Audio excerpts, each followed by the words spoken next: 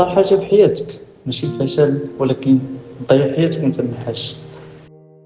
كتفيق الصباح كتشد التليفون وكتسكرولي، وفجأة النهار كيسالي، ما قريتي ما خدمتي ما درتي حتى شي حاجة، والحلم ديالك يبدا يبعد عليك. وهكا كيدوز نهار كامل، ومن بعد عام، ومن بعد 5 سنين. المشكل ماشي انك ضعيف، المشكل انك عايش واحد السيستيم مصمم باش يخليك تضيع. حنا في حياة الماتريكس، ابس نوتيفيكاسيون ديستراكشن، كلشي ضدك وانت ما عارفش. الناس اللي واصلين ماشي حيت عندهم موتيفيشن، ولكن حيت عندهم نظام تحكم فيهم قبل ما يتحكموا في راسهم. عندهم كونترول المايند ديالهم، عندهم سيستيم كيكونترولي الديسيبلين في حياتهم وفي اللايف ديالهم. هنا كيجي البروداكتيفيتي اي بوكس، ماشي بوكس، هذا راه براند سيستم خارجي كيعاونك تركز بلا ما تفكر، تنظم نهار، تحيد ديستراكشن. ضائع كتضيع الوقت، ما عندكش ديريكشن الا مركز منظم وكتمشي للحلم ديالك كل نهار.